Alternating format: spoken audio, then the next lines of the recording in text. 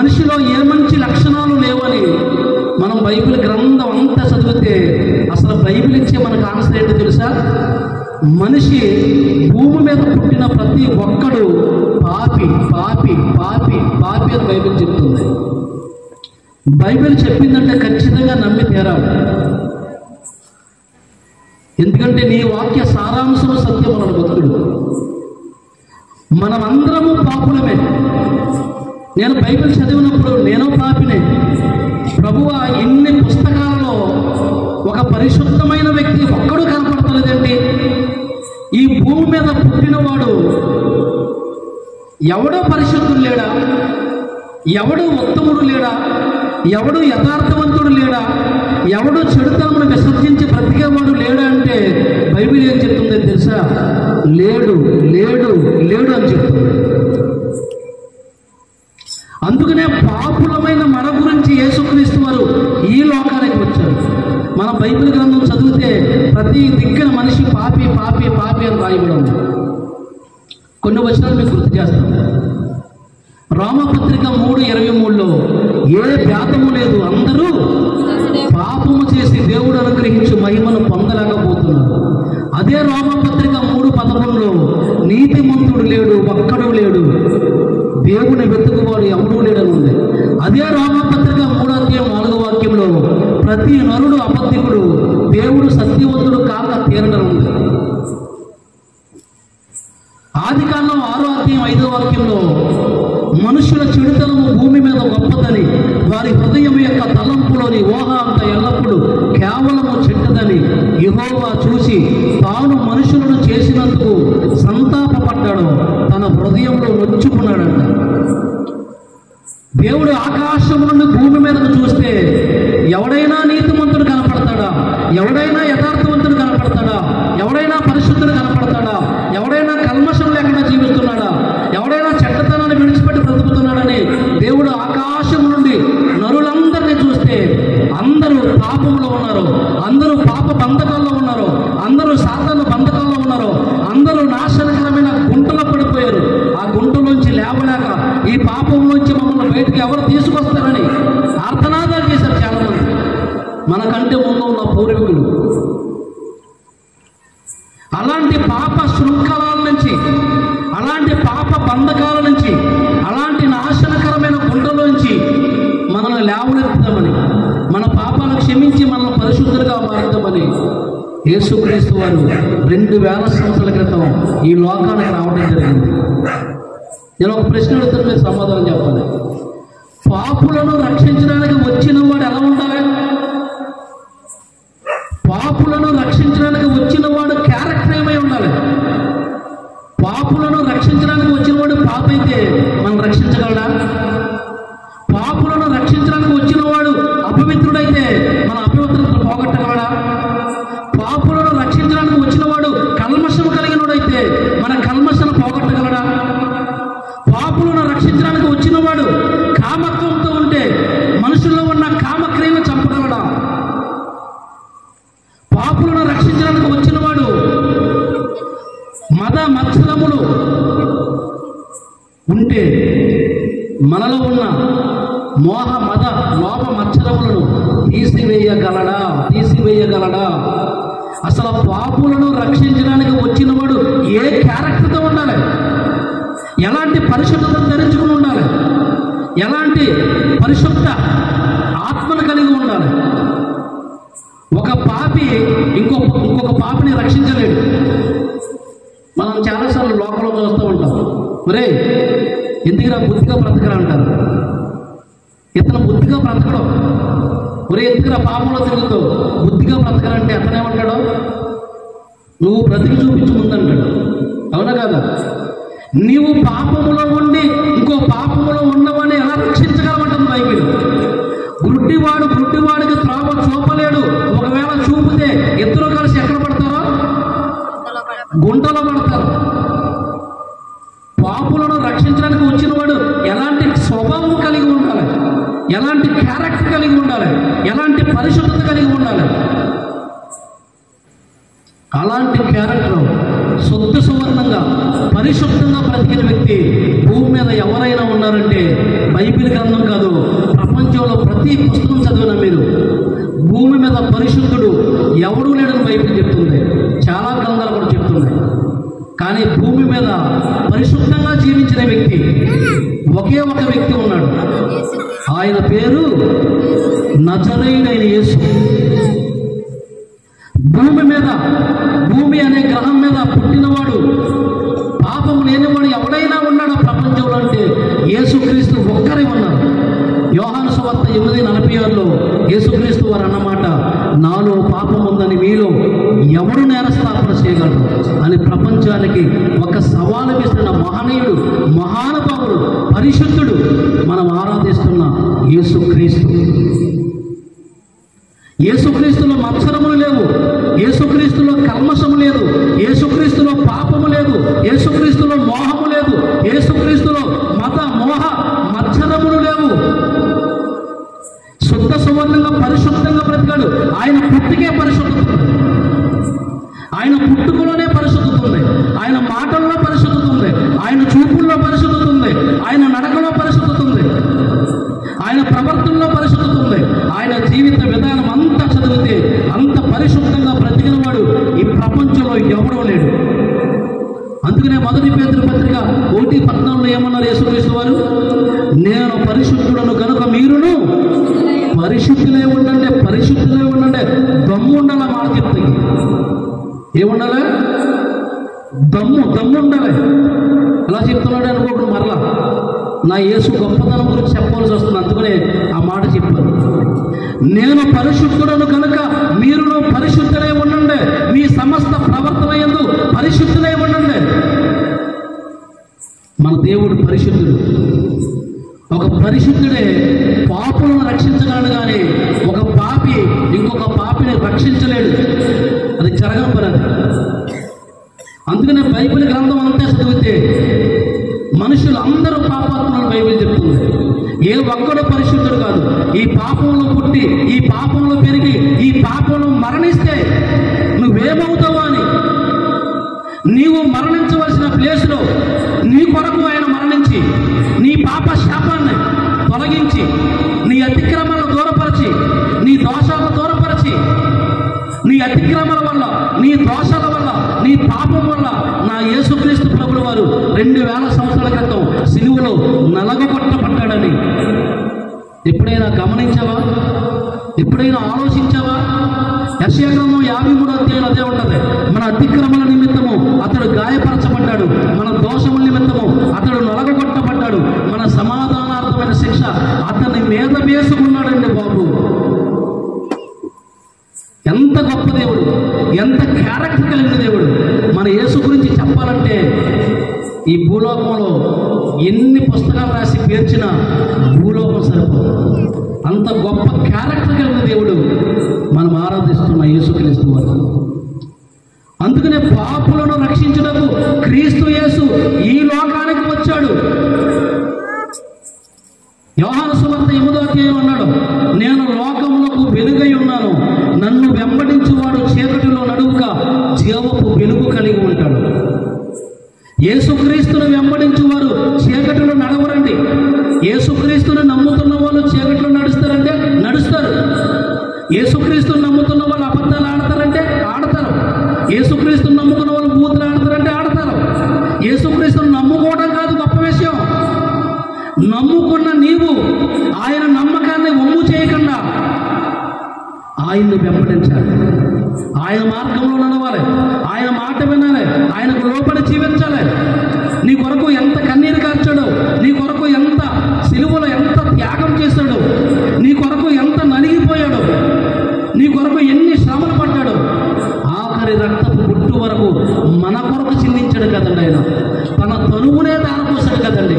ఎవరండి మన కొరకు ప్రాణం పెట్టింది చెప్పండి? తన స్నేహితుల కొరకు తన ప్రాణం పెట్టుకోవాలి కంటే ఎక్కువైన ప్రేమ గలవాడు ఈ లోకంలో ఎవడో లేడు. యోహాను సువార్త 15 మన కొరకు ప్రాణం పెట్టాడు, మన కొరకు రక్తం కార్చాడు, మన కొరకు తన తనువునే దారపోసాడు. అందుకనే పాపులమైన మనల్ని రక్షించడానికి ఆయన పరలోకం నుంచి ఈ లోకానికి వచ్చాడు. ఈ లోకానికి వచ్చి నన్ను వెంబడించండి, మీరు చీకటిలో నడవద్దు అన్నాడు. నేనే మార్గమును, నేనే సత్యమును, నేనే జీవమును, నా ద్వారానే తప్ప పరలోకానికి ఎవ్వరూ చేరలేదు. యోహాను సువార్త 14:6.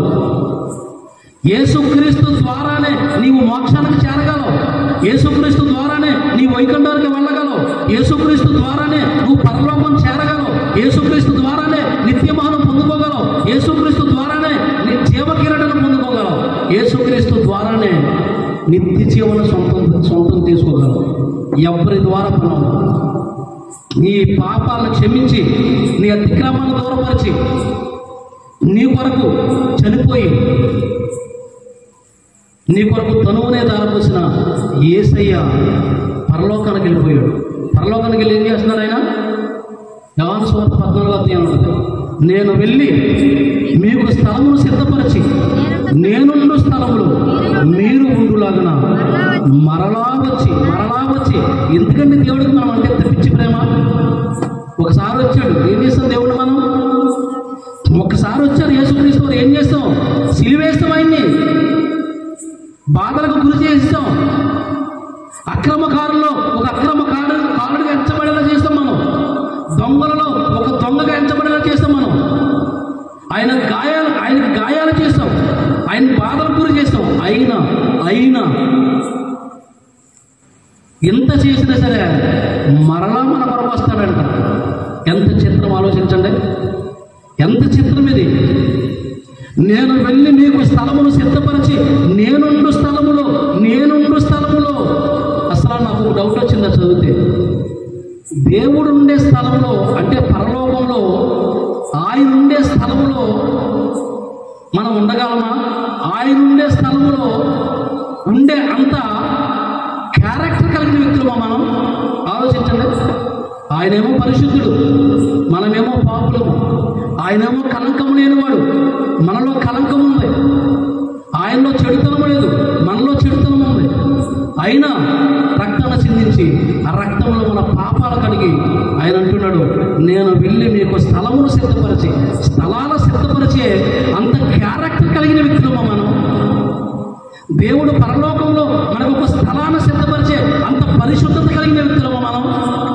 మన మనిషిలో నరం ప్రతి నరములో మనిషిలో మనం చూస్తే పాపం, మోహం, లోకం, చెడుతనం, మత్సరములు, క్రోధలు, కక్షలు, విమతములు, ద్వేషములు, అసూయలు, పగలు, మద్దతులు, అల్లరితో ఆటపాటలు, ఇలాంటి క్యారెక్టర్ కలిగిన వాళ్ళే ఆయనేమో నేను మీకు స్థలాలు సిద్ధపరుస్తున్నానంటే అసలు ఆ వాక్యం చదివితే నాకు ఎంత సంతోషం అనిపించిందో. నేను అనుకుంటాను బైబిల్ చదివినప్పుడు, ప్రభువా నాలాంటి పాపి కొరకు ఒక పరిశుద్ధమైన ఒక గొప్ప మహిమగల రాజ్యాన్ని నాలాంటి పాపి కొరకు సిద్ధపరుస్తున్నావా? నీ వద్ద ఉండే అంత పరిశుద్ధత క్యారెక్టర్ నాలో ఎక్కడున్నాయి ప్రభువా? ఆయన నాలాంటి పాపకి పరలోకం ఇవ్వటమేంటి? ఆలోచించండి. అంత బాగా ప్రేమిస్తాడు మనం ఆరాధిస్తున్న దేవుడు. అందుకనే పాపులను రక్షించుటకు యేసుక్రీస్తు ఈ లోకానికి వచ్చాడు. ఆయన ఎలా వచ్చాడంటే మహోన్నతుడు, మహాగణుడు, మహా ఉన్నతమైన పరిశుద్ధ స్థలాలలో నివసించేవాడు. ఆయన దేవుని స్వరూపము కలిగిన వాడై ఉండి దేవునితో సమానముగా ఉండుట విడిచిపెట్టకూడని భాగ్యమని ఎంచుకొనలేదు కానీ మనుషుల పోలికగా పుట్టి దాసుని స్వరూపము ధరించుకుని తన్ను తానే రిక్తుడిగా చేసుకొనెను. ఆయన ఆకారమందు మనుషుడిగా కనపడి మరణము పొందినంతగా, అనగా శిలువ మరణము పొందినంతగా విధేయత చూపిన వాడై తనను తాను తగ్గించుకొనెను. అది యేసుక్రీస్తు క్యారెక్టర్. ఫిలిప్పీ పత్రిక 2వ అధ్యాయంలో ఉంటుంది. తనను తాను తగ్గించుకున్నాడు యేసుక్రీస్తు. ఏది నీలో తగ్గింపు? నీ భార్య ఒక మాట అంటే రెచ్చిపోతూ ఉంటావు, నీ భర్త ఒక మాట అంటే రెచ్చిపోతూ ఉంటావు. క్రైస్తవుల తగ్గింపేదండి. క్రైస్తవుల తగ్గింపు తత్వం ఏది? తగ్గించుకుని బ్రతకాలి. సాతానుగాడు పరలోకంలో ఉండేవాడు, మహా దేవదూతాడు, తేజో నక్షత్రం. అలాంటి సాతాను, అలాంటి దేవదూత ఏమని హెచ్చించుకున్నాడు? ఈయనకైనా మహిమ, ఈయనకైనా ఘనత, ఈయనకైనా స్తుతులు, ఈయనకైనా స్తోత్రాలు, నేనేం తక్కువ అని మనసులో అనుకున్నాడంట. మనసులో అనుకుంటే దేవుడు ఏం చేశాడని పాతాళ లోకంలోకి తొక్కుబడేయాడు. క్రైస్తవ్యంలో హెచ్చింపుంటే అదొక దెయ్యం. యేసుక్రీస్తు వారు తగ్గించుకున్నాడు. నీకు తగ్గించుకోవడానికి తగ్గింపు తత్వం కలిగి ఉండాలి, తగ్గింపు కలిగి ఉండాలి. అదే క్రీస్తు తత్వం, క్రైస్తవత్వం. బాగా గొడవలకు వెళ్ళేది ఎవరు చెప్పండి? అన్యులు బాగానే ఉంటారు, మన క్రైస్తవుడికే గొడవలు ఎక్కువ. ఆలోచించండి. క్రీస్తు మాదిరి ఏది? పేతురు గారు అంటున్నాడు, ఆయన తన అడుగు జాడలయందు మీరు నడువవలనని మీకు మాదిరి ఉంచిపోయాను. నీకు క్రీస్తు మాదిరి, క్రీస్తు అడుగు జాడలో నడవాలి, క్రీస్తు మార్గంలో నడవాలి, క్రీస్తులా బ్రతకాలి. అలా బ్రతికినప్పుడే క్రీస్తు నొత్తకు రావాలి. నువ్వు క్రీస్తులా బ్రతకుండా నీ ఇష్టానుసారంగా బ్రతికి క్రీస్తు నొత్తకు వస్తే అది క్రీస్తుకి అవమానమా, ఘనత? రోమపత్రిక 2వ అధ్యాయంలో ఉంటుంది. మీ నిమిత్తమే కదా అన్యజనుల మధ్య దేవుడి నామము దూషించబడుతుందన్నాడు. ఆలోచించండి ఒకసారి. యేసుక్రీస్తుని నమ్ముకున్నామంటే నువ్వు నమ్ముకున్న దేవుడు మహిమపరచబడాలి లోకంలో. ఆమె దేవుడు చాలా గొప్పవాడు, ఆమె జీవితంలో చాలా గొప్ప కార్యం చేస్తున్నాడు, ఆమె దేవుడు చాలా ఉన్నతుడు, ఆమె దేవుడు చాలా దయగలిగిన వాడు, అతని దేవుడు చాలా గొప్ప దేవుడు, అతని జీవితంలో గొప్ప కార్యాలు చేస్తున్నాడు, అతని పరిశుద్ధంగా నడిపిస్తున్నాడు, అతని యథార్థంగా నడిపిస్తున్నాడు, పాపము జోలికి వెళ్ళకుండా, లోకాశంలోకి వెళ్ళకుండా చాలా శుద్ధ సువర్ణంగా పరిశుద్ధంగా బ్రతుకుతున్నాడు. కారణం ఏంటంటే అతని గొప్ప కాదు కానీ అతను నమ్ముకున్న దేవుడు యేసు యొక్క గొప్పతనమని దేవుణ్ణి మహిమపరిచేలాగా మన క్రియలు ఉండాలి, మన పనులు ఉండాలి. పనికి మన మాటలు మాట్లాడి, పనికి మన చూపులు చూసి, పనికి మన తలంపులు కలిగి, పనికి మన ఆలోచనలు కలిగి, మన ఇష్టానుసారంగా మనం బ్రతికేసి దేవుని దగ్గరకు వచ్చి దేవుణ్ణి అవమానపరచడం దేనికి? మత్తయి సువార్త 5:16 యేసుక్రీస్తు వారు ఏమన్నాడు తెలుసా? మనుషులు మీ సత్క్రియలు చూసి, ఏ క్రియలు? మనుషులు మీ సత్క్రియలు చూసి పరలోకమందున్న మీ తండ్రి మహిమపరచబడినట్లుగా వారి ఎదుట మీ వెలుగు ప్రకాశింపనివ్వండి. ఆరిపోతాం మనం. మనుషుల ఎదుట మీ సత్క్రియలు ప్రకాశించినట్లుగా. ప్రకాశిస్తున్నాయా?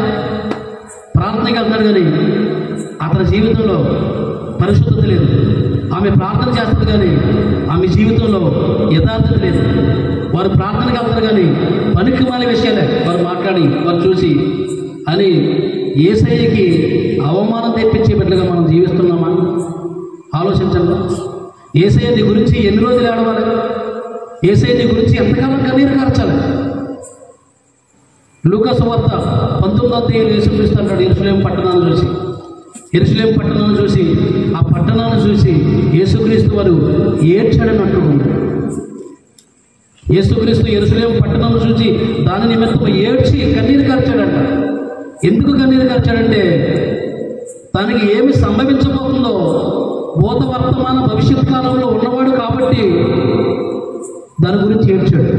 యెరూషలేములో ప్రజలకు ఎన్నోసార్లు చెప్పాడు, మారండి, మీ బ్రతుకులు మార్చుకోండి, మీ జీవితాన్ని మార్చుకోండి, మీ ప్రవర్తన మార్చుకోండి, మీ స్థితిగతులు మార్చుకోండి, మీ ఆలోచనలు మార్చుకోండి, మీ చెడ్డతనంపులు మార్చుకోండి, ఎప్పుడైనా మార్చుకోండి అని యేసుక్రీస్తు వారు చెప్పారు. మరి మార్చుకోలేదు.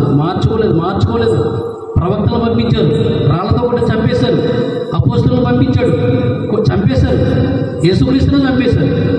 మీ ప్రవర్తన మార్చుకోండిరా బాబు, మీరు పరిశుద్ధంగా బ్రతకండిరా, మీరు యథార్థంగా బ్రతకండి అంటే వాళ్ళని చంపేస్తున్నారు. ఆలోచించండి ఏమవుతుంది? యెరూషలేము పట్టణాన్ని చూసి అంటున్నాడు, ఇప్పుడైనా ఈ నా సమాధాన మాటలు వింటే నీకెంతో మేలు, అవి ఇప్పుడు నీ కన్నులకు మరుగు చేయబడి ఉన్నవి. నిన్ను దర్శించిన కాలము, ప్రభువు నిన్ను దర్శించిన కాలము నీవు ఎరుగుకుంటేవి. ఇలా సేవకుల ద్వారా దేవుడు మాట్లాడుతూ ఉంటాడు, అమ్మా నీ జీవితాన్ని మార్చుకో, అమ్మా నీ ప్రవర్తన మార్చుకో, అమ్మా నీ స్థితిగతిని మార్చుకో, లేకపోతే దేవుని ఉగ్రత నీ మీదకి వస్తుంది, దేవుని శాపం నీ మీదకి వస్తుంది, నీ ఆలోచన ద్వారా, నీ తలంపుల ద్వారా, నీ క్రియల ద్వారా దేవుడు నీతో మాట్లాడతాడు. ప్రభువు నిన్ను దర్శించిన కాలము నీవు ఎరుగకుంటివి అన్నాడు. మీరు పరిశుద్ధంగా బ్రతకకపోతే దేవుడు ప్రతిరోజు మిమ్మల్ని దర్శిస్తాడు. తెలుసా మీకు? మీ ఆలోచన ద్వారా మీతో మాట్లాడతాడు, మీ తలంపుల ద్వారా మీతో మాట్లాడతాడు, మీ నడక ద్వారా మీతో మాట్లాడతాడు. ఎలా జీవించకూడదని మనం దాన్ని లెక్క చేయం. అంటే ప్రభువు దర్శించిన కాలాన్ని ఎరగం, మనం ఇంటికి ఎరగలేదు. అవి మీరు ఎరుగుకుని, ఎందుకంటే మీ కన్నులకు అవి మరుగైపోయి అన్నాడు. ఆలోచించరు సార్. యేసుక్రీస్తుని నమ్ముకున్న మనం ఎలా జీవించాలి? నేను పరిశుద్ధులను, మీరును పరిశుద్ధులే ఉండమని చెప్పిన దేవాది దేవుడు ఈ ప్రపంచంలో ఎవరైనా ఉన్నారంటే యేసుక్రీస్తు వారు ఒక్కరే ఉన్నారు. మీరు ప్రపంచంలో ఎన్ని పుస్తకాలు చదువుకోండి, ఎన్ని పుస్తకాలను చదవండి, భూమి మీద ఎన్ని పుస్తకాలు ఉన్నాయో అన్ని పుస్తకాలు చదవండి, బైబిల్ చదవండి. బైబిల్లో ఉన్న దేవుడు యేసుక్రీస్తు వారు అన్నాడు, ప్రపంచానికి ఒక సవాలు విసిరాడు. నేను పరిశుద్ధుడను, నాలో పాపం ఉందని మీలో ఎవడు నిరూపించగలడు? ఆ మాట ఏ ఒక్కరు చెప్పలేకపోయారు. భూమి పుట్టిన నాటి నుండి నేటి వరకు ఇక ఏనాటికి కూడా ఎవడో చెప్పలేడు. ఎవడి వల్ల కాదు ఈ మాట. యేసుక్రీస్తులా జీవించడం ఎప్పటి వల్ల కాదు.